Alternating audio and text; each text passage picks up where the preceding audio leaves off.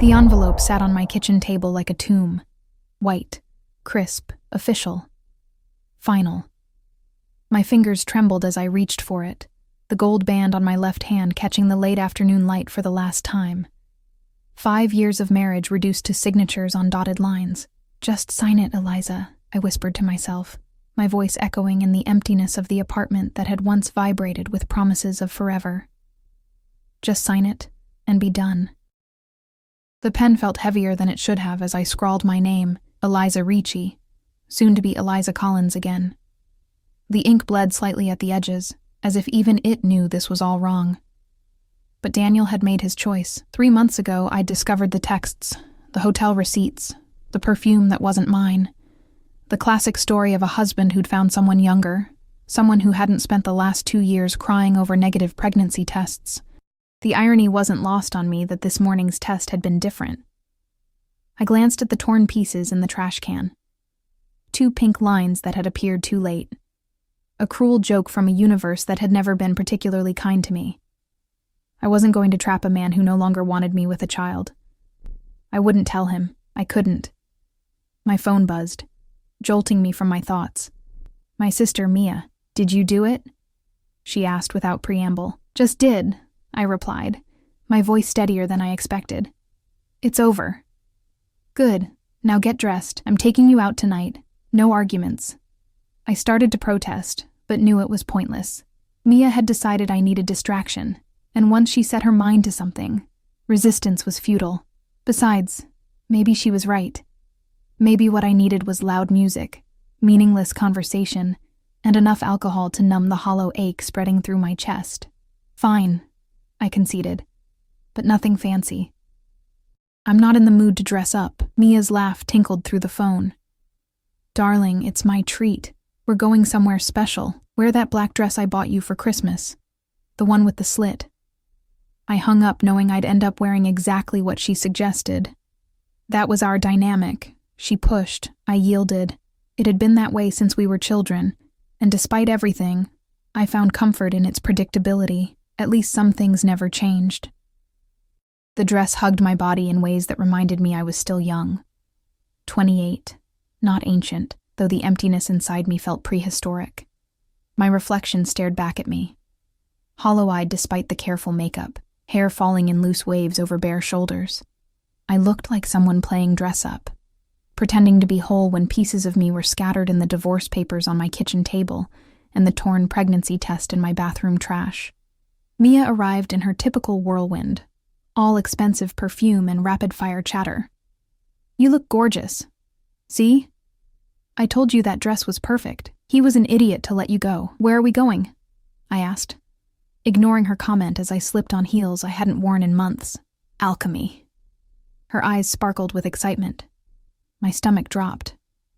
"The new club downtown? Mia, there's no way we're getting in. That place is impossible." She dangled a small black card between manicured fingers. "Not with this, it isn't." "How did you get that?" I reached for the VIP pass, examining the embossed gold lettering with suspicion.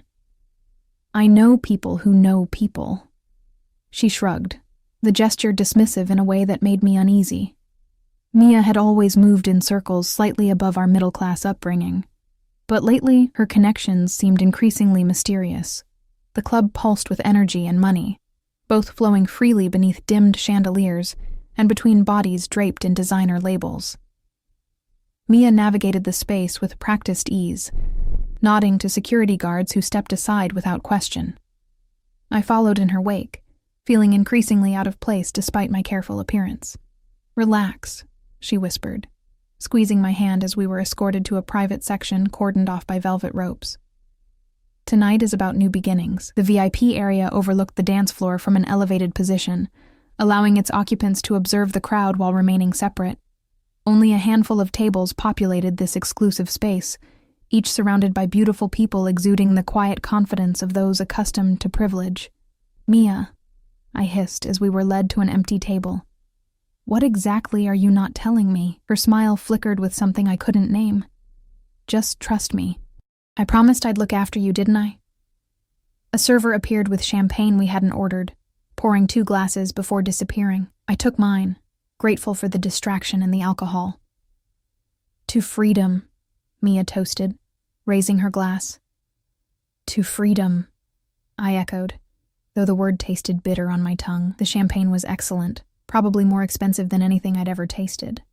I was contemplating this, how strange it was to celebrate the dissolution of my marriage with such luxury, when I felt it.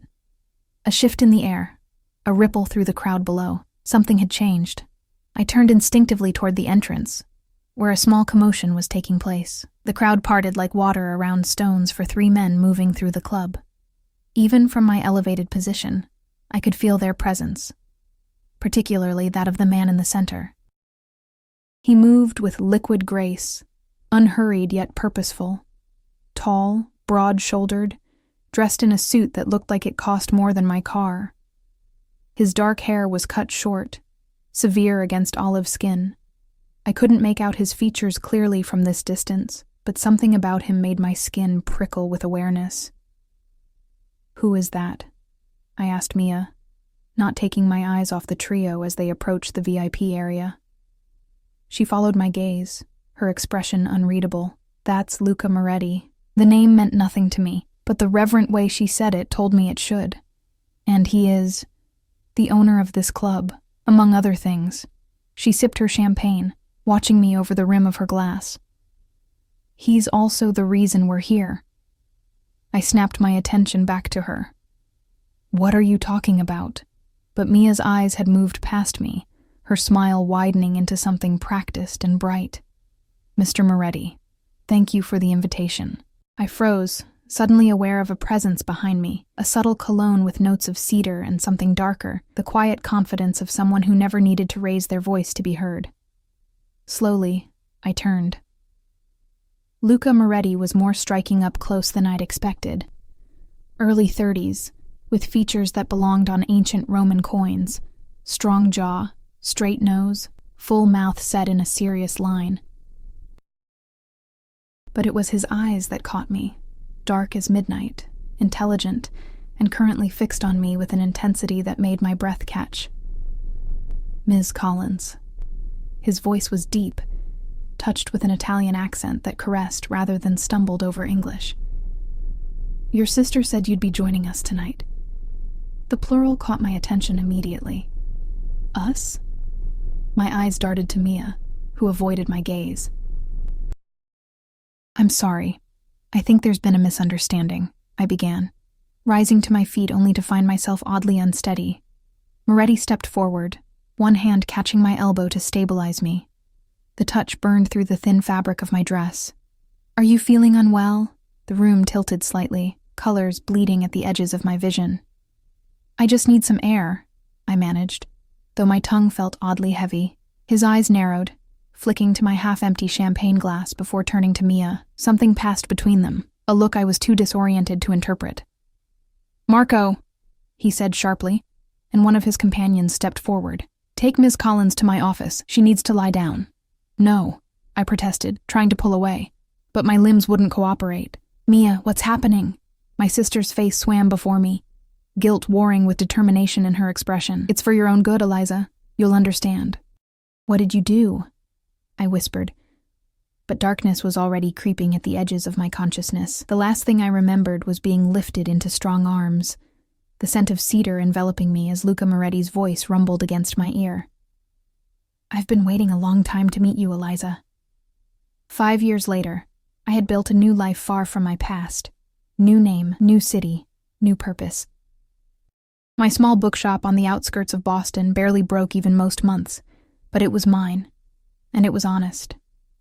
I'd become Catherine Hayes, Cat, to the few friends I'd allowed myself to make. No one knew about Elizabeth Ricci, about the night that had changed everything, or about my daughter Sophia, a bright-eyed little girl who had just turned 5, with dark hair and eyes that sometimes sent shivers down my spine, with how much they resembled a man she'd never met. That Tuesday afternoon was like any other, crisp autumn light spilling through the windows of Lily's books, as I helped Sophia with her coloring at the small table near the children's section. The shop was empty of customers, one of the perks of owning a bookstore in the digital age. Plenty of quiet moments with my daughter between the occasional browser. "Mommy, Can we have ice cream after my doctor's appointment tomorrow? Sophia asked, her little tongue poking out in concentration as she carefully filled in a dragon's scales with purple crayon. If you're brave with the needle, absolutely, I promised, pushing back the familiar anxiety that came with each of Sophia's hospital visits. The anemia had been diagnosed when she was 3, a rare condition requiring regular transfusions and checkups. The doctors were still searching for better treatment options, including potential bone marrow donors with her rare blood type. I never told them who her father was. As far as the hospital was concerned, he was unknown, a one-night stand whose name I couldn't recall. It was easier that way, safer. Halfway across the country, in the penthouse office of one of Chicago's most exclusive buildings, Luca Moretti was concluding a business meeting when his private line rang. Few people had this number, only those he considered family, or those who might as well be, given how deeply they were embedded in his organization. He glanced at the display, frowning slightly at the unfamiliar number with a Boston area code. Dismissing his associates with a nod, he picked up on the third ring. "Moretti," he answered, voice clipped and professional despite the curiosity stirring within him. "Mr. Moretti? This is Dr. Patel from Boston Children's Hospital." The woman's voice was formal, clinical. "I apologize for contacting you directly, but our database flagged your information as a potential match for one of our patients, and the matter is somewhat urgent." Luca leaned back in his leather chair, brows furrowing. "I believe there must be some mistake, doctor. I have no connection to any patients in Boston. According to our records, you registered as a bone marrow donor 6 years ago during a charity drive in Chicago." "Is that correct?" The memory surfaced, a public relations move suggested by his legitimate business advisors. Good optics for the hotel chain that served as the cleanest face of his diverse business interests. "I recall something of the sort," he confirmed cautiously. "Mr. Moretti, we've found that you're a rare 10-point HLA match for a 5-year-old patient with a severe form of aplastic anemia. She needs a bone marrow transplant, and you're the only compatible donor in the National Registry." His fingers tapped against the polished surface of his desk, mind calculating the risks of any involvement with a public institution. "While I sympathize with the patient's situation, I fail to see why this requires my personal attention. Surely there are procedures." "The patient's name is Sophia Hayes," Dr. Patel interrupted, an unusual urgency in her professional tone. "Her mother is listed as Catherine Hayes, but our genetic screening indicates a familial relationship to you. The timestamps match precisely with your donation registration." Luca went completely still, a cold clarity washing over him as the pieces aligned with devastating precision. "Did you say the child is 5 years old?" he asked, his voice dangerously soft. "Yes, she'll be 6 in January. 5 years and 9 months since Elizabeth had vanished from his life without a trace. Despite his relentless search, the timing could not be coincidental. "Send me everything you have on both the child and the mother," he ordered, already pressing the intercom button for his security chief. "I'll be in Boston tomorrow." The phone call from Sophia's doctor came the next morning. Not Dr. Patel, her regular physician, but the head of hematology, a development that sent ice through my veins before he'd spoken more than a greeting. "Ms. Hayes, we've found a donor match for Sophia." His voice contained carefully measured excitement. "A perfect match, actually. It's quite remarkable." I sank into the chair behind the shop counter, relief and dread warring in my chest. That's wonderful news." I managed to keep my voice steady despite the trembling in my hands. "When can we schedule the procedure?" "The donor has been contacted and is actually flying in today. If you could bring Sophia for preliminary tests this afternoon, we can begin preparations immediately." Something in his tone made me pause. "This donor, they're coming specifically for Sophia? That's unusual, isn't it?" A brief hesitation. "The donor is highly motivated to help. That's all that matters for Sophia's treatment." I pressed my fingertips against my closed eyelids, fighting the suspicion crawling up my spine. "Of course. We'll be there at 3. After hanging up, I stared blankly at the shop's empty aisles, the colorful spines of books blurring as possibilities raced through my mind. Bone marrow registries were anonymous. Donors and recipients weren't supposed to meet until at least a year after transplant, if ever. Someone flying in specifically for Sophia's case was not normal protocol, unless they already knew who she was. "Mommy, can I have another cookie?" Sophia's voice pulled me from my spiral of panic. She stood in the doorway to our small apartment above the shop, dark curls tousled from her nap, clutching her favorite stuffed rabbit. I forced a smile. "One more, then we need to get ready. The doctors called. They might have found a way to make you better." Her small face lit up. "So no more needles?" "There might be more needles for a little while," I explained gently. "But then hopefully a lot fewer after that." As Sophia nibbled her cookie, I moved through our apartment on autopilot, packing her favorite comfort items for the hospital visit.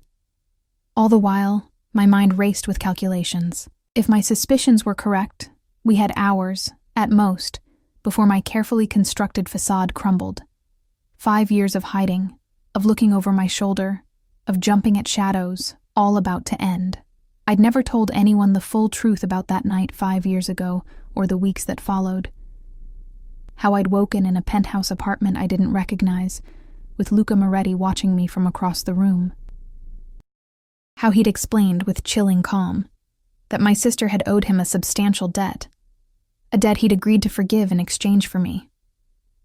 "Your sister seemed to think you needed saving from your situation," he'd said, dark eyes unreadable as they studied my reaction. A convenient arrangement for all parties involved. I'd been kept in that apartment for nearly 2 months. Not as a prisoner exactly, the doors weren't locked, but the security throughout the building made leaving impossible without Luca's knowledge. He'd been not kind, but not cruel either, attentive, possessive, intense in ways that should have terrified me, but instead awakened something I'd never felt with Daniel. When I discovered I was pregnant, everything changed. The revelation hit me like a physical blow one morning as Luca was leaving for business. The missed period, the nausea I'd attributed to stress, the tenderness, all suddenly falling into place with devastating clarity. I'd fled that night, using the one security gap I'd discovered during my weeks of careful observation. The 30-minute window when the guards changed shifts and Luca was at his weekly meeting with his captains. I'd taken nothing but the clothes on my back and enough cash to buy a bus ticket to anywhere. My only mistake had been using my real name at the hospital when Sophia was born. A rookie error born of pain and exhaustion and the emergency C-section that had left me too weak to think clearly about aliases. I'd corrected it afterward, becoming Catherine Hayes with help from a sympathetic nurse who'd assumed I was running from domestic violence. But that initial record existed somewhere. And now, somehow, it had led him to us. Boston Children's Hospital was a gleaming monument to modern medicine, all glass and bright colors designed to seem less intimidating to its young patients. Sophia skipped ahead of me through the entrance, her illness momentarily forgotten in the excitement of the play area in the lobby. I followed more slowly, every nerve ending on high alert. The elevator ride to the hematology department on the 5th floor felt endless. I gripped Sophia's small hand in mine, trying not to show the fear threatening to choke me. She looked up, her dark eyes, so like her father's, wide with innocent concern. "Are you scared, Mommy?" I knelt to her level, brushing a curl from her forehead. "A little, but only because I love you so much, and want you to be all better." She nodded with the solemn wisdom only children can muster. "It's okay to be scared sometimes."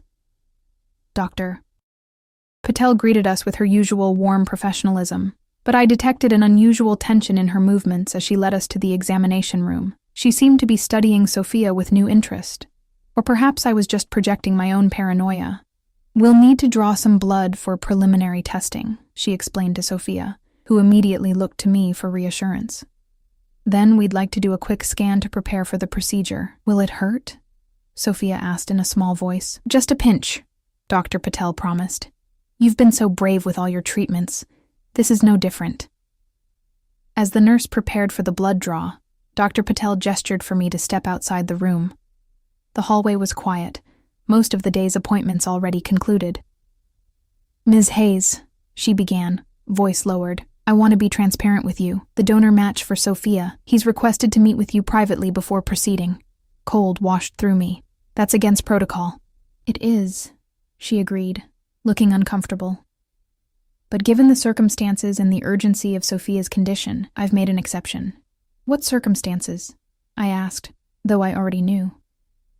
Dr. Patel hesitated. The genetic markers suggest a familial relationship between the donor and Sophia, a close one. I closed my eyes briefly. He's here, isn't he? In my office. She looked at me sympathetically. I don't know your situation, Ms. Hayes, and it's not my place to ask. But this man may be Sophia's only chance. The thought of Sophia, pale and increasingly weak from the transfusions, her small body fighting a battle it couldn't win without help, hardened my resolve. I would face the devil himself for my daughter. I'll speak with him, I conceded. But not until Sophia is settled with her tests, and I don't want him anywhere near her yet. Dr. Patel nodded. Of course. We'll need about 30 minutes for the blood work and scan. My office is at the end of the hall when you're ready. The walk to that office 30 minutes later felt like a march to the gallows. Each step took monumental effort, my body fighting against the inevitable confrontation waiting behind that door. I paused outside, hand hovering over the knob, gathering the fragments of my courage. I had rehearsed this moment in nightmares for 5 years. What I would say, how I would explain, whether I would beg or stand defiant. None of those mental preparations seemed adequate now that the moment had arrived. Taking a deep breath, I opened the door. Luca Moretti stood at the window, his back to the door, silhouetted against the late afternoon sun.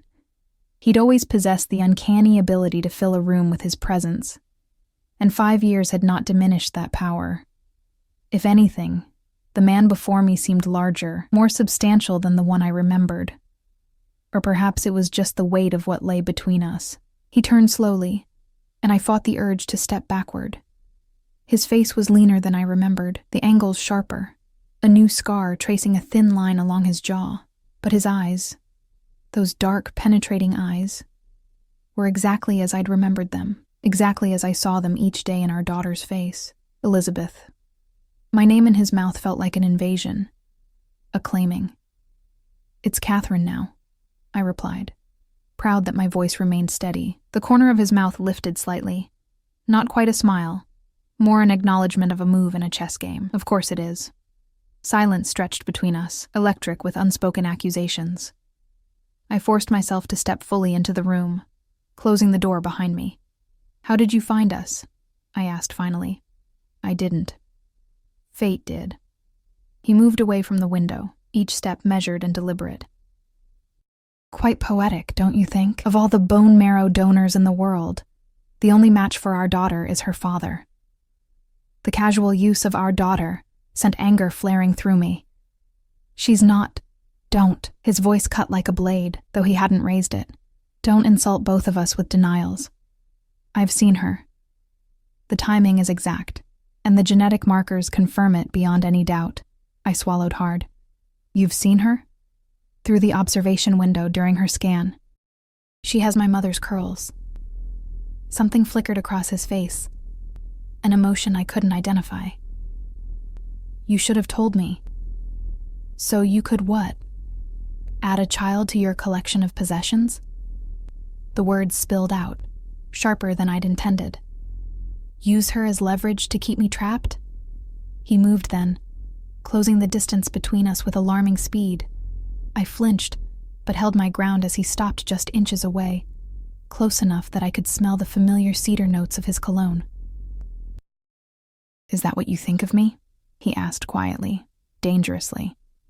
That I would use my own blood as a bargaining chip? I don't know what you're capable of, I whispered. That's why I ran. His jaw tightened. You ran because you were afraid. Not of me. Of what you felt for me. Don't flatter yourself, I snapped, though the words rang hollow even to my own ears. I ran because I was being held against my will by a man who bought me from my sister to settle a debt. Is that how you remember it? His expression darkened. Your sister came to me begging for protection, for both of you. Your ex-husband had connections to people even more dangerous than you believed I was. People who weren't happy about his divorce, about the money he owed them that he claimed you took. This revelation hit me like a physical blow. What are you talking about? Daniel was an accountant. Daniel was skimming from accounts connected to the Vasquez cartel. When they started closing in, he tried to pin it on you, claimed you'd transferred the money without his knowledge during the divorce proceedings. Luca's eyes never left mine, gauging my reaction. Your sister found out through one of her many connections. She came to me for help, knowing my organization had the strength to keep the Vasquez family at bay. My mind reeled, struggling to process this new information against the narrative I'd constructed over 5 years. Why wouldn't she just tell me? Would you have believed her, or would you have run straight back to Daniel demanding explanations? He shook his head slightly. Mia knew you well enough to recognize you needed protection from yourself as much as from them. So, keeping me locked in your apartment for 2 months was protection? I challenged. Though doubt had begun to creep in, the doors were never locked, Elizabeth. His voice softened fractionally. You could have left at any time. I would have provided security, a new identity, a safe place far from Chicago. All you had to do was ask. His eyes hardened again. Instead, you disappeared in the night, pregnant with my child, and made sure I couldn't find you. The accusation hung between us, heavy with 5 years of loss and anger. Before I could respond, a knock at the door broke the tension. Dr. Patel entered, her expression professionally neutral despite the obvious electricity in the room. Ms. Hayes, Sophia is asking for you. We've completed the preliminary tests. I nodded, grateful for the interruption. I'll be right there. As I moved toward the door, Luca's voice stopped me. I'm going through with the donation regardless of what happens between us. The words were measured, controlled. But make no mistake, Elizabeth, I have no intention of remaining a stranger to my daughter after this. I turned back to face him one last time. Her name is Sophia. She's 5 years old. She likes purple dragons, chocolate ice cream, and stories about princesses who save themselves. She's the center of my world, and I will do anything, to protect her. As will I, he replied simply. It seems we finally have something in common. I left the room with his words echoing in my ears, the certainty that nothing would ever be the same again settling over me like a shroud. The days that followed existed in a strange limbo between past and present, memory and reality. Luca's presence in the hospital was impossible to ignore, not just for me, but for everyone. Staff whispered when he passed, security seemed to multiply overnight, and even Dr. Patel's typically unflappable demeanor showed cracks when addressing him directly. He moved through the hospital corridors like he owned them, which, for all I knew, he might have by now. Resources that had been unavailable for Sophia's treatment suddenly materialized. Specialists appeared from across the country. A private room on the pediatric floor was transformed overnight with better equipment, comfortable furniture, and enough toys to stock a small store. "Mommy, is that man my daddy?" Sophia asked on the 3rd day, her question cutting through the fairy tale I'd been reading to her with the devastating precision only children possess. My book tumbled from nerveless fingers. "What makes you ask that, sweetheart?" She shrugged, tiny shoulders rising and falling beneath her hospital gown. The nurses whisper about him, and he looks at me the way Lily's daddy looks at her. Lily was her best friend from kindergarten. Plus, she added with child's logic, he has the same eyes as me. How do you explain to a 5-year-old the complicated dance of fear, protection, and regret that had kept her father from her life? How do you justify choices made in desperate moments without shattering her innocent understanding of the world?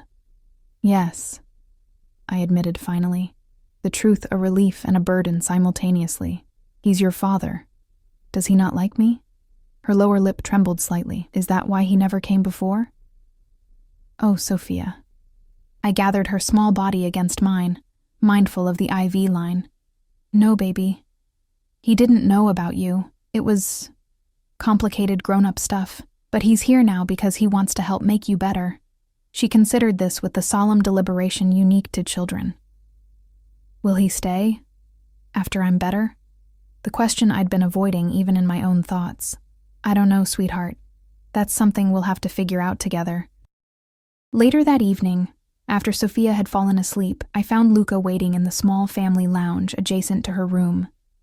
He'd discarded his suit jacket, his crisp white shirt rolled up at the sleeves, revealing forearms corded with muscle and decorated with an intricate tattoo I didn't remember, a stylized wolf encircling his right wrist. "She knows," I said without preamble, closing the door softly behind me. He looked up from the tablet he'd been studying. "Knows what?" "That you're her father. She figured it out on her own."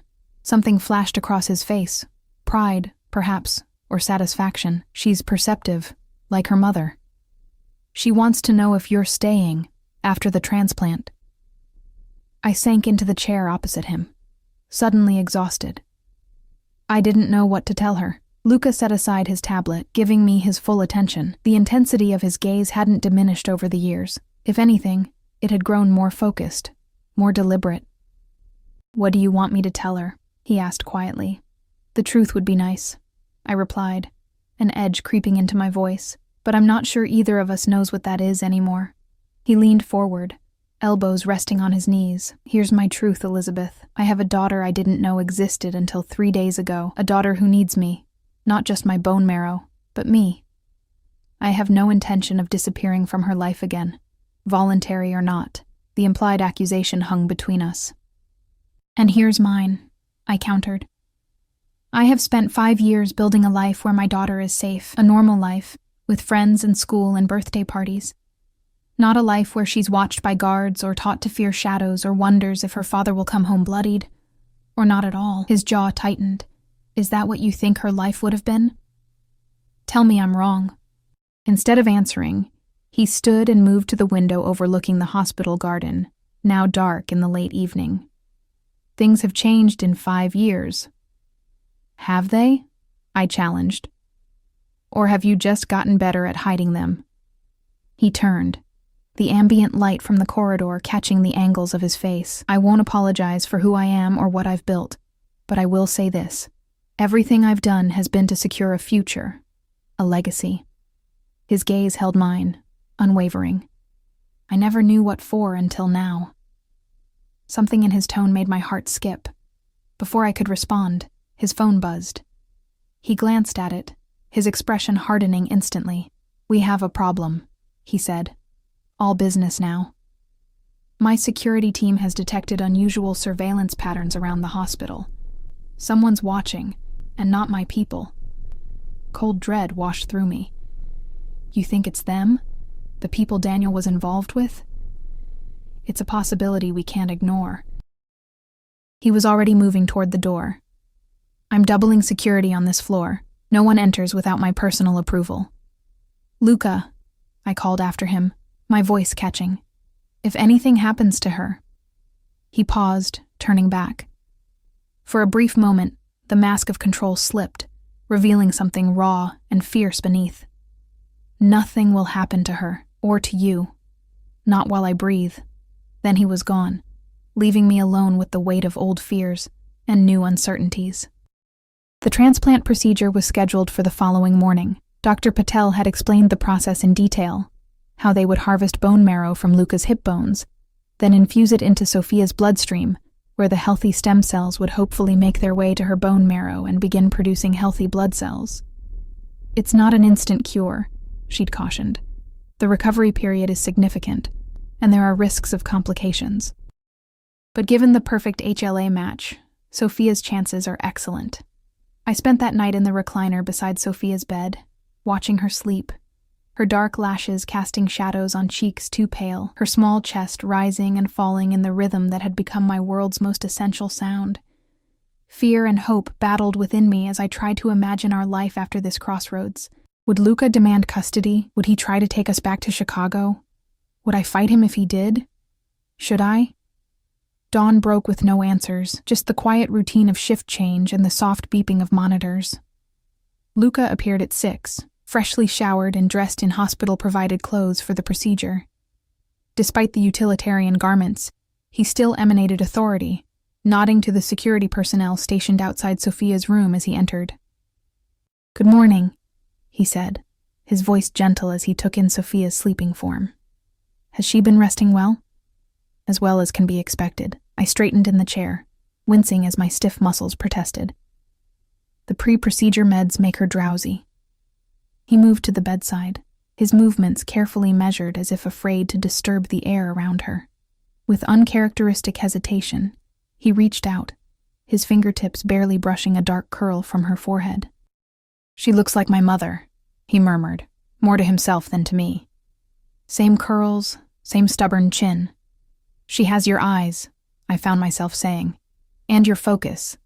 When she's working on something, a drawing, a puzzle, the whole world disappears for her." A ghost of a smile touched his lips. My mother used to say I was born frowning in concentration. This glimpse of his past, freely offered, caught me off guard. In our time together 5 years ago, Luca had rarely spoken of his family or childhood. The walls around those memories had seemed impenetrable. "Will your mother want to meet her?" I asked, then immediately regretted the question as his expression shuddered. "My mother died 3 years ago." His voice was carefully neutral. "Cancer." "She would have loved Sophia." "I'm sorry," I said, meaning it. Truly. Before he could respond, Sophia stirred, her eyes fluttering open. Those dark, fathomless eyes, so like the man standing beside her. She blinked slowly, gaze moving from me to Luca, with sleepy confusion that quickly transformed into curiosity. "Are you really my daddy?" she asked, her voice small but direct. Luca went still, as if afraid any movement might shatter the moment. "Yes," he answered simply. She studied him with an intensity that belied her years. "Where were you before?" I opened my mouth to intervene, to shield her from whatever complicated explanation might follow, but Luca raised a hand slightly, not dismissing me, but asking for trust I wasn't sure I could give. "I didn't know about you," he said, choosing his words carefully. "If I had, nothing would have kept me away." Sophia considered this. "Not even bad guys?" A flash of something. Surprise, amusement, concern crossed his features. "Not even the worst guys in the world?" She nodded, accepting this with the straightforward logic of childhood. "Mommy says you're going to give me your bone marrow so I can get better. Will it hurt you?" "A little," he admitted, "but it's worth it." "Because I'm your daughter?" "Because you're my daughter," he confirmed, and the naked emotion in his voice sent a shiver through me. "Okay." She reached out her small hand, and after a moment's hesitation, he took it in his much larger one. "Thank you for making me better, Daddy." The word hung in the air between them. Simple, profound, irrevocable. I watched as Luca Moretti, the man whose name was whispered in fear across Chicago's underworld, fought for composure in the face of this 5-year-old's unquestioning acceptance. "You're welcome, Piccola," he said finally, his voice rough.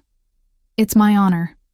The moment was interrupted by Dr. Patel and her team arriving to prep them both for the procedure. As they wheeled Luca toward one operating room and Sophia toward another, he caught my eye across the corridor. "Take care of our daughter," I said softly, offering the only olive branch I knew how to extend. "Always," he replied, a vow more binding than any contract. The waiting was excruciating. I paced the small consultation room, checking my phone obsessively, though I knew Dr. Patel would come in person with updates. Luca's security team maintained a discreet but unmistakable presence throughout the floor, their earpieces and vigilant postures marking them as clearly as uniforms would have. Marco, whom I recognized as Luca's most trusted lieutenant from 5 years ago, appeared periodically with coffee and quiet reassurance. "Mr. Moretti's procedure is going well," he informed me during his 3rd visit. "He's asked me to keep you updated." I nodded, accepting the coffee with murmured thanks. "Have there been any developments with the surveillance he mentioned?" Marco's expression remained professionally neutral. "The situation is being handled. Your focus should remain on Sophia." The non-answer was answer enough. Whatever, or whoever, had been watching the hospital was real, and Luca's people were handling it. I decided not to ask what that entailed. 4 hours later, Dr. Patel finally appeared, her surgical cap still in place but her face relaxed. "Both procedures went perfectly," she announced. "Luca is in recovery and should be released to his room within the hour. We've just begun Sophia's infusion. The transplanted cells are being introduced into her bloodstream now." Relief made my knees weak. I sank into a chair, covering my face with trembling hands. "When will we know if it's working?" "It will take time," she cautioned, sitting across from me. "The first 100 days post-transplant are critical. Sophia will need to remain in isolation for at least the first 30 days while her immune system rebuilds. We'll be monitoring her blood counts daily to track the engraftment process. And after those 100 days? I asked, already calculating how to manage the bookshop, how to create some semblance of normalcy in the sterile hospital environment. If all goes well, she can return home with precautions.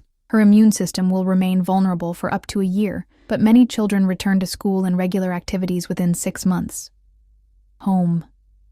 The word echoed hollowly. The small apartment above my bookshop seemed impossibly distant now, a life that belonged to someone else. I couldn't imagine Luca Moretti allowing his daughter, and by extension me, to simply return to our quiet existence in Boston as if the past week hadn't happened. When can I see her? I asked, pushing aside the larger questions for now. She's being settled in the isolation room. You can see her in about 30 minutes once we've completed the setup. Dr. Patel hesitated. Mr. Moretti has requested to see you in his recovery room first. Of course he had. Even from a hospital bed, Luca would expect the world to bend to his will. Some things never changed. I found him in a private room at the opposite end of the floor from Sophia's. He was sitting up in bed, still pale but alert, a phone in his hand, despite the nurse's likely objections to electronics. When I entered, he set it aside immediately, his focus shifting to me with that familiar intensity. Sophia? He asked without preamble. In isolation. The infusion is underway. I remained by the door, maintaining distance. Dr. Patel says everything went perfectly. He nodded once, satisfaction evident in the slight relaxation of his shoulders. Good. That's good. An awkward silence fell between us, filled with unasked questions and unspoken accusations. Finally, I took a step forward, forcing myself to bridge the gap, physical and metaphorical. Thank you, I said quietly, for what you did today. For Sophia. She's my daughter. The simplicity of his statement contained multitudes. You don't need to thank me for that. I do, though. I moved closer still, perching tentatively on the edge of the visitor's chair. Whatever happened between us, you didn't hesitate when she needed you. That matters. His dark eyes studied me, searching for something I wasn't sure I could give. We need to discuss what happens next, Elizabeth. Catherine, I corrected automatically. A hint of a smile touched his lips. Not to me. Never to me. The possessiveness in those words should have angered me. Instead, they sent a treacherous warmth through my veins. A reminder of feelings I'd spent 5 years burying. What do you want, Luca? I asked directly. What's your endgame here? Family, he replied without hesitation. My daughter knowing her father. You. He paused, choosing his next words carefully. You safe. Both of you. Safe from what? His expression darkened. Marco confirmed our suspicions. The Vasquez cartel has been tracking unusual bone marrow registry matches, looking for familial connections to locate you. They've never believed you weren't involved in Daniel's embezzlement. Fear, cold and familiar, slithered down my spine. After all this time, why would they still care? It wasn't just money Daniel took. He had information. Names, roots, connections. They believe you have it. He shifted, wincing slightly as the movement pulled at his surgical site. They've been watching the hospital. My men intercepted one of their scouts last night. Oh God. My hand flew to my mouth, the implications hitting me like a physical blow. Sophia is protected, he cut in firmly. No one will get near her, but this changes things, Elizabeth. You can't go back to your life in Boston, not now. The walls seem to close in around me, options disappearing one by one. What are you suggesting? That I pack up our lives and disappear again? I'm suggesting you come home, he said quietly. To Chicago. With me. Chicago. The word hung between us, weighted with history and implications. That's not our home anymore, Luca. It could be. His voice remained measured, reasonable. I can provide security there that's impossible anywhere else. My territory, my people, my resources. Your world, I countered. Your dangers, he sighed, a rare show of frustration breaking through his composed exterior. The dangers exist regardless of where you are. That's what today has proven. At least in Chicago, I can control the variables. I stood, needing the physical movement to process the turmoil inside me. And what would this arrangement look like exactly? Sophia and I living in some protected compound watched every moment? No freedom, no normalcy? Is that what you think I'm offering? A flash of something like hurt crossed his features before disappearing behind his usual mask. A prison? Isn't it? Luca pushed himself more upright, grimacing slightly at the movement. I have a home, a real home, in Lake Forest. 17 acres, woods, a private beach on the lake. Security is unobtrusive but comprehensive. Sophia could attend the best schools, have the best medical care, live a normal life. Just with protections most children don't need. The picture he painted was seductively peaceful, almost ordinary, if you ignored the implicit violence holding it all together. And where do I fit in this scenario? I asked, cutting to the heart of it. What exactly am I to you in this new arrangement? His eyes darkened. You know what you are to me, Elizabeth? No, I challenged, taking a step closer to his bed. I don't. 5 years ago, I was a possession, something you acquired to settle my sister's debt. Is that still how you see me? As something that belongs to you? Is that really what you believe happened? He reached for my wrist, his grip firm but not painful, forcing me to look at him directly. Your sister came to me terrified for your life. She'd discovered Daniel's connections to the cartel, the money he'd moved through accounts in your name. They were coming for you both. I offered protection in exchange for her working off her own debts to me. By giving me to you, I interjected. By introducing us, he corrected, his thumb brushing over my pulse point, in a gesture so familiar it made my heart ache. What happened between us afterward was not part of any arrangement. Memories flooded back, the initial fear giving way to fascination, then desire. The way he'd never pushed, never demanded, just waited with predator's patience for me to come to him. The night I finally had, unable to deny the pull between us any longer. You never told me about Daniel, I said quietly, withdrawing my hand from his grasp. If what you're saying is true, why keep me in the dark? Would you have believed me? Or would you have run straight back to him, demanding explanations, putting yourself directly in their crosshairs? His expression was grim. You were safer not knowing. That wasn't your decision to make. No, he conceded, but I made it anyway, to protect you. I turned away, moving to the window that overlooked the hospital parking lot below. Ordinary people living ordinary lives, unaware of the currents moving beneath the surface of their reality. I built something in Boston, I said finally. A life, a business, friends. It wasn't grand or exciting, but it was mine. Ours. I understand that. His voice had softened. And I'm not asking you to abandon everything immediately. The transplant recovery will take months. Use that time to decide, to prepare Sophia, to settle your affairs in Boston. I turned back to him, searching his face for deception. And if I decide not to come to Chicago? A muscle in his jaw tightened. Then I'll build you security wherever you choose to go. But I will remain part of Sophia's life. That's non-negotiable. Before I could respond, a sharp knock at the door preceded Marco's entrance. His normally impassive face showed subtle signs of tension. Boss, we need to move up the timeline. Our sources indicate increased cartel movement in the area. Luca's demeanor shifted instantly, the brief vulnerability I'd glimpsed disappearing beneath the mantle of authority. How many? At least 3 vehicles circling the perimeter. Local assets confirm Vasquez's nephew is leading the operation. Cold fear gripped me. They're coming here? Now? Marco's eyes flickered to me briefly, before returning to Luca. We've increased hospital security and alerted our contacts in Boston PD. The situation is contained for now, but hospitals are public spaces, Luca finished, already reaching for his phone. Too many access points, too many civilians. He made a quick call, speaking rapid Italian before hanging up. To Marco, he said, "Prepare for immediate transfer once I'm cleared. Protocol 7. Wait, I interjected, panic rising.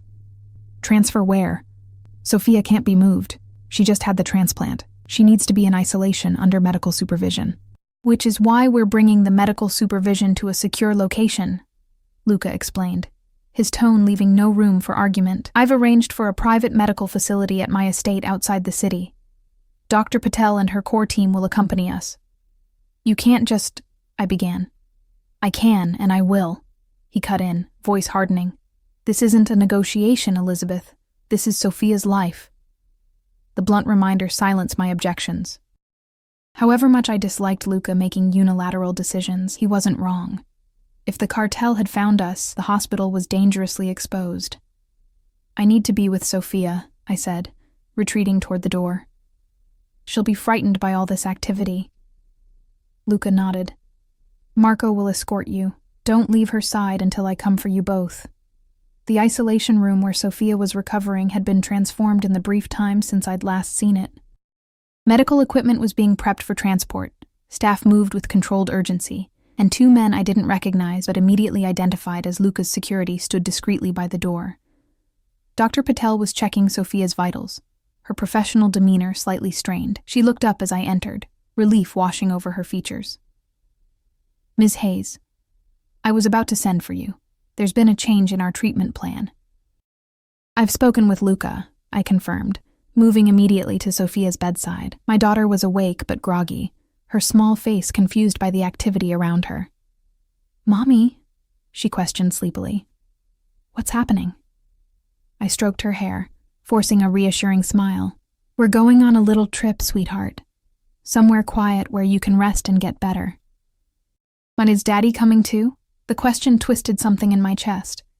How quickly she'd accepted Luca in that role, as if the space had always been waiting for him to fill it. Yes, he'll be with us. I looked to Dr. Patel. How risky is moving her so soon after the procedure? Under normal circumstances, I wouldn't recommend it, she admitted quietly. But Mr. Moretti has arranged for equipment and facilities that match or exceed what we have here. The transport itself is the primary concern, but that will be brief. Given the security situation, it may actually be safer for her overall. I wondered briefly what Luca had told her, or offered her, to secure such cooperation, but now wasn't the time to question it. When do we leave? Within the hour. We're just waiting for final clearance from the medical transport team and, she hesitated, and Luca's security assessment, I finished for her. She nodded, looking relieved that I understood. Mr. Moretti seems very thorough in his planning. A lifetime of contingency plans and exit strategies. Of course he'd be thorough. I'd once found it suffocating. Now, with Sophia's safety at stake, I found myself grateful for his paranoia. The next 45 minutes passed in a blur of preparations. Sophia was carefully transferred to a transport bed, her IV lines and monitoring equipment secured for movement. I remained at her side, maintaining a calm facade while my insides twisted with anxiety. Marco reappeared as the medical team was making final preparations. We're ready to move. The boss is waiting at the service entrance with the transport. How are we handling? I glanced meaningfully at Sophia, not wanting to discuss threats in front of her. 3 decoy transports are leaving simultaneously. Local police have been informed of a VIP medical transfer requiring escort. They believe it's a diplomat's child. His expression remained professionally neutral, but a hint of pride underlay his words. Standard Moretti protocol, the efficiency was both impressive and disturbing. How many times had Luca executed similar extractions? How many enemies had pursued him over the years? Was this the life that awaited us? Always running, always watching shadows. We moved through the hospital with practiced precision, using service elevators and back corridors to reach the loading area. Sophia, drowsy from medication, drifted in and out of sleep during the transfer, mercifully unaware of the tension surrounding us.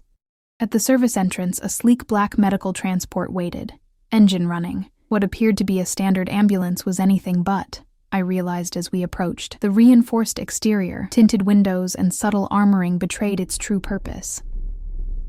Luca stood beside it, still pale from his procedure, but fully dressed in a fresh suit, showing no signs of discomfort. His eyes found mine immediately as we emerged from the building, a silent communication passing between us. A shared priority that transcended our complicated history, Sophia's safety above all. Everything is prepared, he said as we reached him. The flight leaves in 40 minutes. We'll be in Chicago before dark. Flight? I asked, startled. I thought we were going to a local facility. Plans change, he replied tersely. Intel suggests the Vasquez operation is larger than initially assessed. Chicago offers better protection. Before I could object, he turned his attention to Sophia, his expression softening as he approached her transport bed. "Hello, Piccola. How are you feeling?" Sophia blinked up at him, a small smile tugging at her lips despite her obvious fatigue. "Sleepy. Are we going on an adventure?" "Something like that." He brushed his fingertips lightly over her cheek. "A special plane is waiting to take us somewhere safe, where you can rest and get stronger." "Like a princess in a tower?" she asked, her imagination transforming our desperate flight into a fairy tale. "More like a castle by a lake," he corrected gently, "with gardens for you to explore once you're well enough." Her eyes widened slightly. "A real castle?"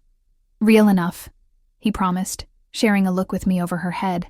Asking permission, I realized with surprise. Seeking my approval for the fiction he was creating to ease her fears. I nodded slightly, grateful for his sensitivity to her emotions, despite the urgency of our situation. The loading process took only moments, the medical team working with Luca's security with practiced efficiency. Soon, Sophia was secured inside the transport, Dr. Patel beside her, monitoring equipment beeping reassuringly. As I moved to enter the vehicle, Luca caught my elbow lightly. "Right up front with me," he said quietly. "There's something you need to know before we reach the airfield." Anxiety tightened my chest, but I nodded, following him to the cab of the transport, after pressing a quick kiss to Sophia's forehead and promising to be right up front. Once inside, doors closed against potential observers. Luca turned to me with an expression I couldn't read. "Your sister has been trying to reach you." Mia. The name felt foreign on my tongue after so many years of silence. "How do you know that?" "Because she contacted me first, when her attempts to find you failed." He watched my reaction carefully. "She's been working with my organization since you left, helping us search for you while maintaining her own cover." The revelation landed like a blow. "She's been working for you? All this time?" "With me," he corrected. "Initially to help find you, later as our legitimate business interests expanded to Boston. She's been positioned there for nearly 3 years, watching for any sign of you or the cartel." My mind reeled with implications. "She knew I was in Boston? Has she seen Sophia?" "No." His denial was immediate and firm. "She identified several women matching your description over the years, but none were confirmed. She never knew about Sophia at all." "And now?" I asked, struggling to process this new betrayal, or was it protection? The lines between the two had always been blurred where Mia was concerned. "Now she's on her way to Chicago. She believes her cover may have been compromised in the lead-up to today's events." His jaw tightened. The Vasquez family has made her a target as well. Guilt and fear tangled in my chest. Mia had always been the risk-taker between us, diving into situations head first while I calculated consequences. Had her loyalty to me, however misguided I might find her methods, put her in the crosshairs of people who wouldn't hesitate to use her to get to me. "Will she be safe?" I asked quietly. Something like approval flickered in Luca's eyes. Even amid my own turmoil, my first concern was for my sister, a fact he'd clearly noted and appreciated. "She's already under my protection," he assured me. "She'll meet us in Chicago." The transport began moving then, pulling away from the hospital with an escort of unmarked vehicles before and behind. Through the partition window, I could see Sophia sleeping peacefully, unaware of the dangers swirling around her, or the irrevocable changes taking place in her world. "I never wanted this for her," I whispered. More to myself than to Luca, any of it. His hand found mine in the space between us, his grip warm and solid, an anchor in churning waters. "I know," he said simply. "But we'll face it together." The contact between us, the first voluntary touch I'd initiated or accepted since our reunion, felt significant, a bridge across the chasm of 5 years and countless misunderstandings. Neither of us acknowledged it directly, but neither did we pull away as the transport navigated Boston streets toward the private airfield where Luca's plane waited, ready to carry us into a future I couldn't begin to imagine. "Do you have anything of sentimental value at your apartment?" Luca asked after several minutes of silence. "Photos? Keepsakes? Things Sophia might miss?" The practical question pulled me from deeper contemplations. Yes, photo albums, her favorite stuffed animals, A quilt my grandmother made. He nodded, already typing a message one-handed on his phone. I'll have someone retrieve them. Anything else can be replaced. The casual dismissal of our material life stung, though I recognized the pragmatism behind it. My bookshop can be sold, or managed remotely if you prefer. His tone was matter-of-fact. I have people who can handle either option. Of course he did. Luca Moretti had people for everything, a vast network of loyal soldiers who executed his will without question. It was both his greatest strength and, to me, his most troubling quality. I need to maintain some control over my own life, I said quietly but firmly, over Sophia's life. I can't just surrender everything to your management. He turned slightly in his seat, studying me with those penetrating dark eyes. I'm not asking you to surrender, Elizabeth. I'm offering resources, protection, options, security. What you build with those resources is entirely your choice. Is it? I challenged. When the resources come with invisible strings, the only string is Sophia's safety and well-being, he countered.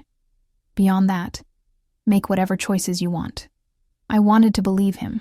Part of me, a larger part than I cared to admit, was drawn to the certainty he offered, the solid ground after years of shifting sand beneath my feet. But experience had taught me that with Luca, things were rarely as straightforward as they appeared. What about us? I asked finally, voicing the question that had hovered between us since his reappearance. What are your expectations there? His thumb traced a small circle against my hand, the gesture so intimate it made my breath catch. My expectations haven't changed in 5 years, he said quietly. But I've learned patience, and perhaps a bit of humility. Before I could respond, the transport slowed, turning onto a private road that led to a small airfield. Through the windshield, I could see a sleek private jet waiting on the tarmac, stairs already deployed. We've arrived, Luca noted unnecessarily, releasing my hand as the vehicle came to a stop. We'll continue this conversation when Sophia is settled on the plane. As he moved to exit the transport, I caught his arm. Luca. He paused, looking back at me with a raised eyebrow. Thank you. For coming when she needed you, for not hating me for what I did. Something complex moved through his expression. Pain, longing, resolution. I tried to hate you, he admitted. For about 5 minutes. Then I just missed you instead. The simple honesty of his statement hit harder than any accusation or demand could have. As he turned away to coordinate the transfer to the plane, I remained in my seat, processing the implications of those words, and the road that stretched before us, a road leading back to a city I'd fled, to a life I'd rejected, and to a man I'd never quite managed to forget. The private jet hummed beneath us, a cocoon of luxury and security separating us from the world below. Sophia had been settled in a specially modified section at the rear, transformed into a sterile medical area where Dr. Patel could monitor her condition during the flight. To my relief, she'd fallen into a deep sleep shortly after takeoff, her small body beginning the immense work of integrating Luca's healthy cells into her own. I stood at one of the windows, watching Boston disappear beneath clouds. My bookshop, my apartment, the life I'd constructed piece by careful piece, all reduced to a diminishing grid of lights below. 5 years of independence, of quiet pride in surviving, of building something that was mine alone. 5 years of looking over my shoulder, of waking in cold sweats from dreams where shadowy figures discovered our hiding place, of checking Sophia's window locks 3 times each night. Had it been freedom? Or just a different kind of cage, one of my own making? She's stable. Luca's voice broke into my thoughts as he approached from the medical area. Dr. Patel says her vitals are strong. I nodded, unable to find words for the storm of emotions churning inside me. Relief for Sophia, fear of the unknown future, grief for what we were leaving behind, and beneath it all, a treacherous current of something like excitement, the forbidden thrill of danger that had always accompanied Luca's presence in my life. He stood beside me at the window, close enough that I could feel the heat of him, smell the familiar cedar notes of his cologne. We'd been physically closer in the transport, hands touching, but somehow this proximity felt more intimate. a choice to share space rather than circumstance forcing us together. I've arranged for a video call with Mia once we're at cruising altitude, he said, his voice carefully neutral. She's eager to speak with you. I turned to look at him, studying the profile that had haunted my dreams for 5 years. In the soft cabin lighting, the new lines at the corners of his eyes were more apparent, evidence of the years that had passed, of stresses I knew nothing about. What did you tell her? I asked. About us? About Sophia? Only that you're both safe and en route to Chicago. His gaze remained on the clouds outside. The rest should come from you. I appreciated the space he was giving me to shape my own narrative, even as questions burned inside me. How long has she been working with you, truly? He turned then, meeting my eyes directly. She never stopped. After you left, she was devastated. Blamed herself. When the Vasquez family started circling, looking for Daniel's missing money and information, she came to me for help again. I offered protection in exchange for her assistance finding you. And that assistance involved moving to Boston? Setting up some kind of surveillance network? The thought of my sister living in the same city, perhaps passing me on the street without my knowledge, sent a chill through me. Initially, she was based in Chicago, following leads across the country. When we narrowed the search to the Northeast, she relocated to Boston 2 years ago. A muscle in his jaw tightened. She found you 8 months ago. The revelation hit me like a physical blow. 8 months? She's known where I was for 8 months and never made contact? At my instruction, Luca admitted, his tone unapologetic. We had confirmed cartel presence in the area by then. Making contact could have exposed you both. She agreed it was safer to maintain distance while we neutralized the threat. So she's been watching me? Reporting back to you? The violation stung, even as some rational part of me understood the protective instinct behind it. Watching over you, he corrected. There's a difference. She made sure no one got close enough to identify you or Sophia, kept her ear to the ground for any whispers about a woman matching your description. I turned away, needing distance from his intensity as I processed this information. And what about you? Have you been receiving regular reports about my life for the past 8 months? My routines, my friends, my business? Basic security information only. His voice had cooled slightly. I respected your choice to leave, Elizabeth. I didn't spy on the intimate details of your life, just its security vulnerabilities. I noted with a hint of bitterness. Yes. He made no apology for it, and it's fortunate I did, or we might not have been prepared when the hospital called.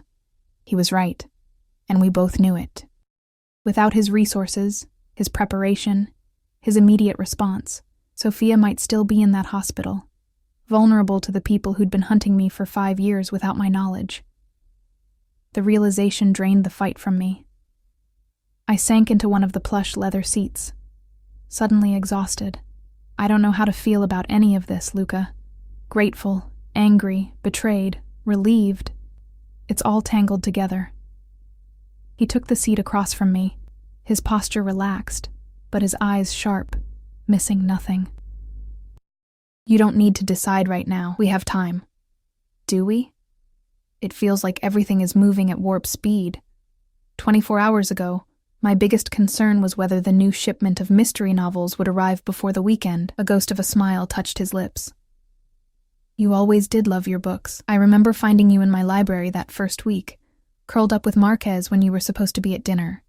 The memory surfaced, his massive library with floor-to-ceiling shelves, the leather chair by the window where I'd hidden, losing myself in 100 years of solitude to escape the reality of my situation. I'd expected anger when he found me. Instead, he'd simply sat in the adjacent chair and asked what I thought of the book so far. It had been our first real conversation, the first time I'd glimpsed the man beneath the fearsome reputation. You quoted the entire opening line from memory, I recalled softly. His eyes warmed with surprise that I remembered. Many years later, as he faced the firing squad, Colonel Aureliano Buendia was to remember that distant afternoon when his father took him to discover ice. The familiar words hung between us, a bridge across time and distance and hurt. I still have that copy, he said after a moment, with your notes in the margins. Before I could respond, Marco approached, his usual stoic expression firmly in place. The secure connection is established, boss. Ms. Collins is standing by. Luca nodded. We'll take it in the conference section.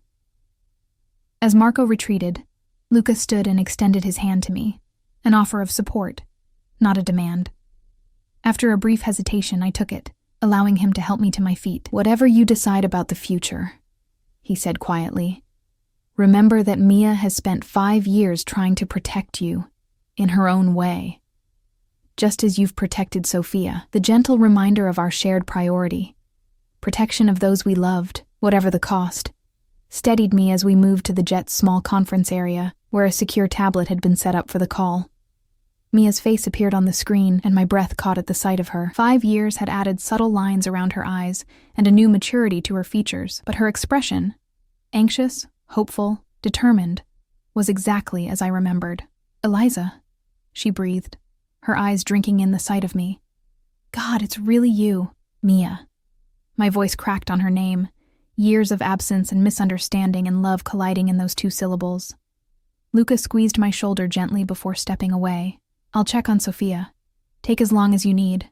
As he left, closing the door behind him, Mia's eyes followed his movement with a familiarity that confirmed their long association. He found you, she said, something like wonder in her voice. After all this time.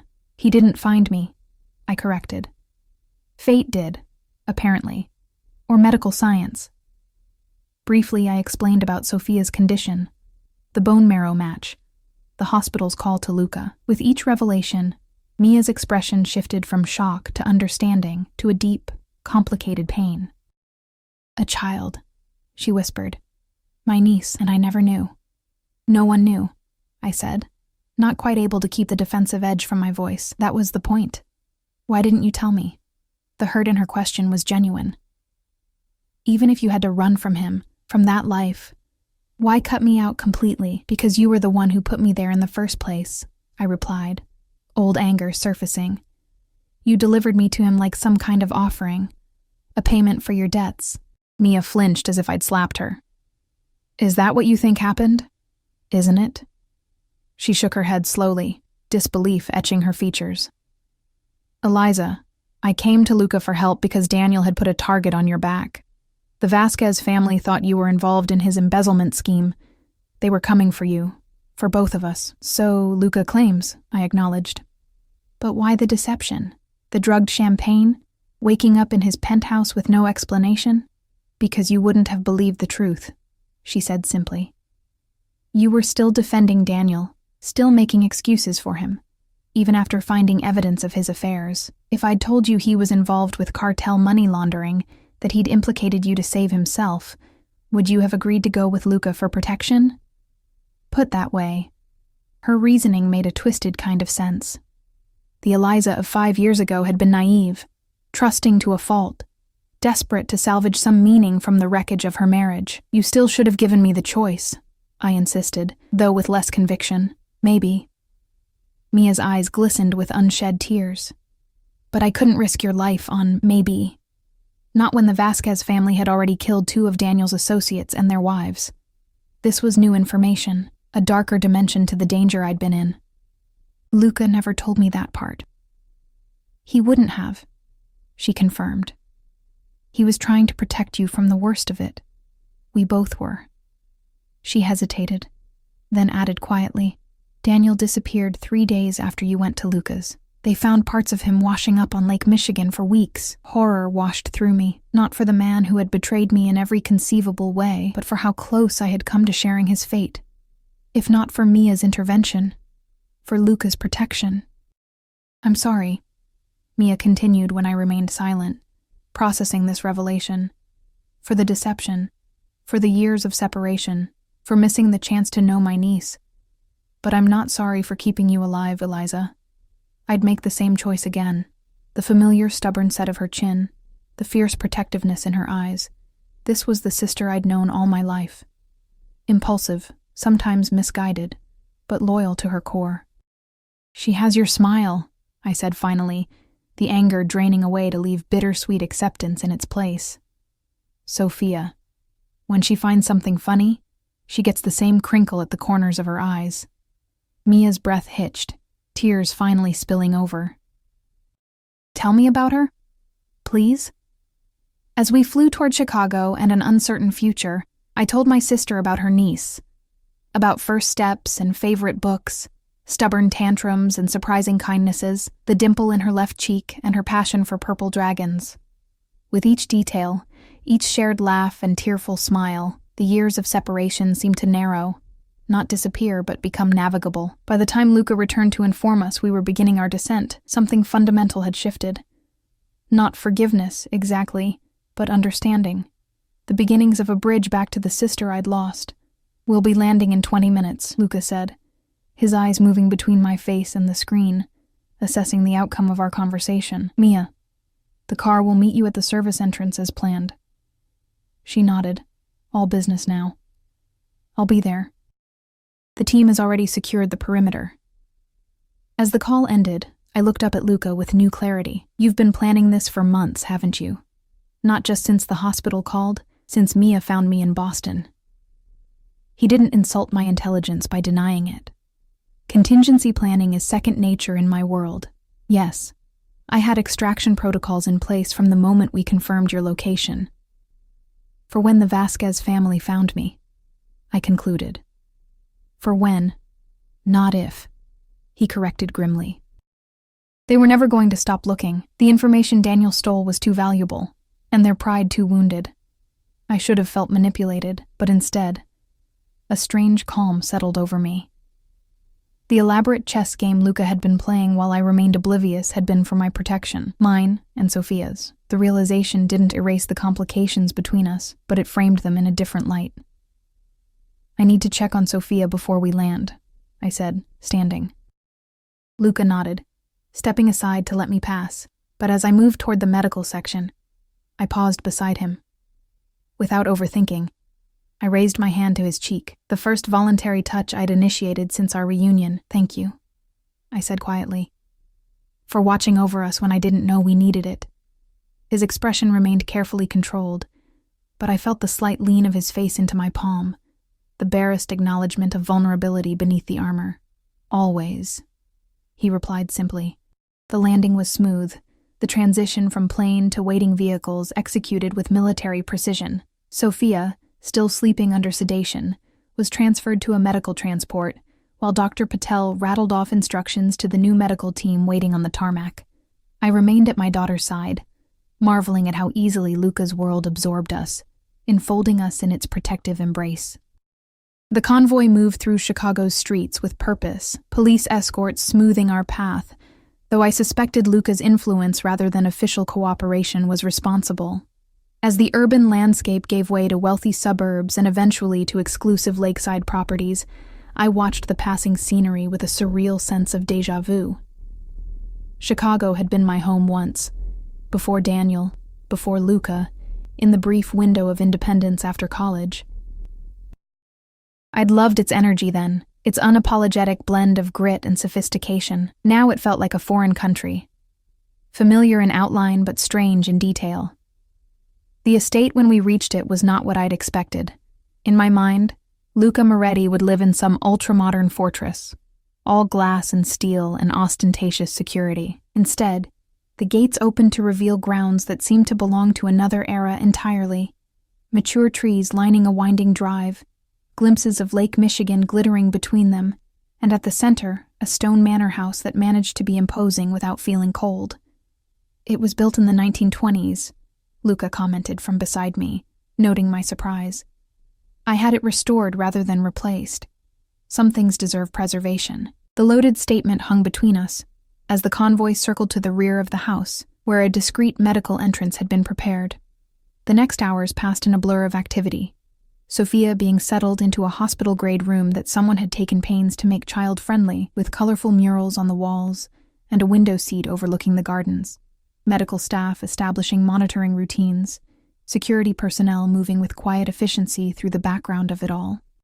Through it all, Luca remained a constant presence, neither hovering nor distant, making decisions when needed but deferring to medical expertise without hesitation when Sophia's care was concerned. I watched him with new eyes, seeing both the man I'd known 5 years ago and the one he'd become in my absence. As night fell and Sophia's condition stabilized, Dr. Patel insisted I get some rest. She'll sleep through the night with the medication. You need to recharge. Tomorrow will be critical for both of you.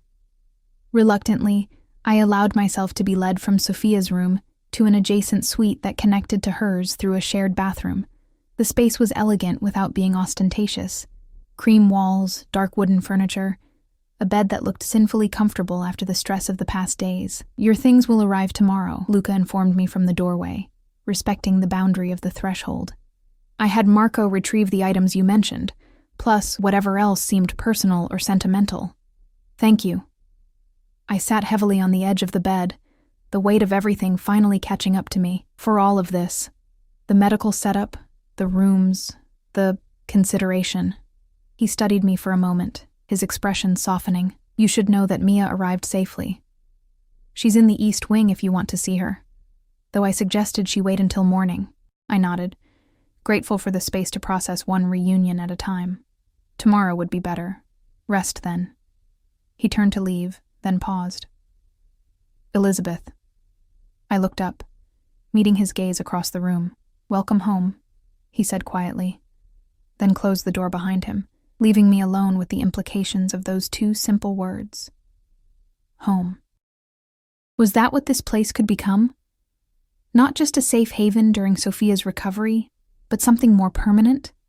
The thought should have terrified me, but as I lay back on the bed, too exhausted even to change out of my clothes, I found myself considering the possibility with surprising openness. The Luca Moretti who had re-entered our lives was not the same man I'd fled 5 years ago.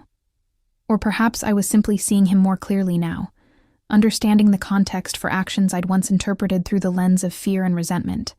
And I was not the same Elizabeth who had run away in the night, pregnant and terrified. Life with Sophia had hardened something in me, a core of steel that had always been there but never tested. I was no longer someone who could be possessed or controlled, not even by a man as powerful as Luca. Perhaps that was why he'd looked at me differently since our reunion. With respect as well as desire, with recognition of an equal rather than protection of something fragile. These thoughts followed me into dreams, where past and present blended. Sophia running through the gardens I'd glimpsed from the car window, Luca reading to her in the library where we'd first truly spoken. Mia laughing as she taught her niece to bake the Christmas cookies from our childhood. I woke at dawn to the soft beep of my phone. A medical alert programmed to notify me of any change in Sophia's condition. Heart racing.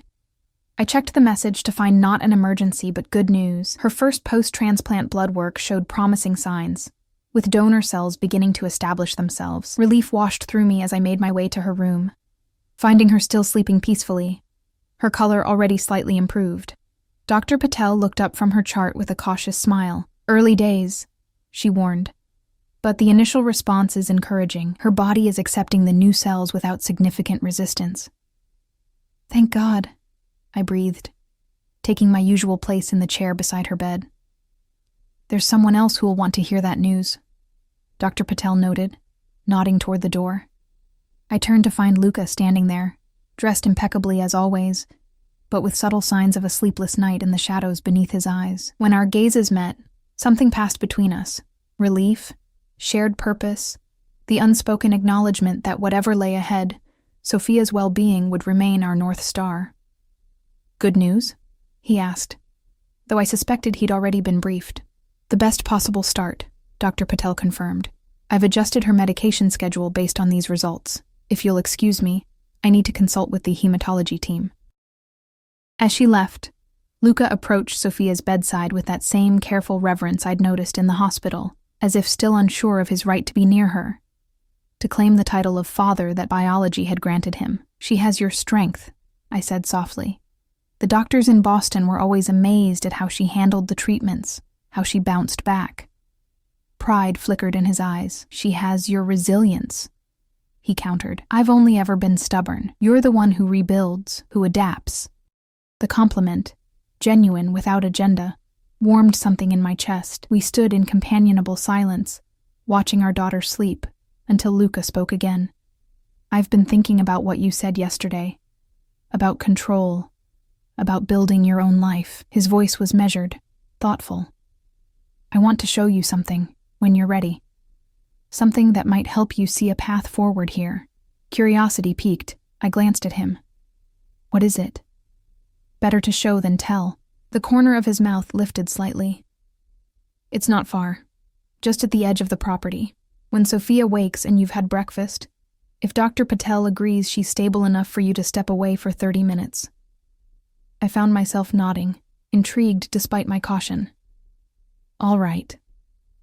3 hours later, with Sophia awake, fed, and contentedly watching cartoons under Mia's watchful eye, our reunion that morning had been tearful but healing, the first step toward rebuilding what we'd lost. I followed Luca along a stone path that wound through gardens still lush with late summer blooms. Where exactly are we going? I asked as we passed through a gap in a high hedge into an area of the estate I hadn't glimpsed from the house. Patience, he replied, that ghost of a smile playing at his lips again. It's just ahead. The path opened to reveal a clearing near the lake's edge, where a small building stood, new construction, by the look of it, with large windows and a wraparound porch. It resembled nothing so much as an oversized version of my bookshop in Boston, right down to the blue trim I'd chosen for the windows. What is this? I asked, stopping in my tracks. Luca withdrew a key from his pocket, holding it out to me. See for yourself. With hesitant steps, I approached the building, taking the key and unlocking the door. Inside, I found shelves, dozens of them, empty but beautifully crafted, lining walls painted the exact shade of cream I'd used in Boston. A service counter stood at one end, a reading nook with comfortable chairs at the other. It was, in every meaningful way, a bookstore, waiting to be filled. I don't understand, I said, turning back to Luca, who had followed me inside. You built this? When? It was started 3 months ago, after Mia confirmed your location and profession in Boston. He moved further into the space, hands in his pockets, an uncharacteristically casual posture that betrayed a hint of uncertainty. The plan was to offer it to you when the time came for discussion of Sophia's future. A compromise. Independence within safe parameters. The revelation stole my breath. While I'd been oblivious in Boston, he'd been planning not just for our protection, but for my happiness, my sense of purpose. You built me a bookshop, I said, still processing the magnitude of the gesture. I built you a choice, he corrected gently. A way to preserve what matters to you while accommodating what matters to me. It can be a business if you want, or simply a private library you can open to the public or keep it as your sanctuary. The choice is yours. I moved through the space, trailing my fingers along the polished wood of the shelves, trying to reconcile this thoughtful gesture with my long-held image of Luca, as someone who controlled rather than collaborated. And if I chose to leave altogether? I asked. Not because I intended to, but because I needed to understand the parameters. Then this would remain empty until you changed your mind. His voice was steady, certain. I told you yesterday, the only non-negotiable is my presence in Sophia's life. Everything else is conversation. I turned to face him fully, seeing with sudden clarity the man before me. Not the specter I'd fled, not the criminal overlord of Chicago, but a father who would move heaven and earth for his child, a man who had spent 5 years searching for what he'd lost, a partner offering compromise instead of demands. I don't want to leave, I admitted. The truth of it surprising even me. Not yet. Maybe not at all.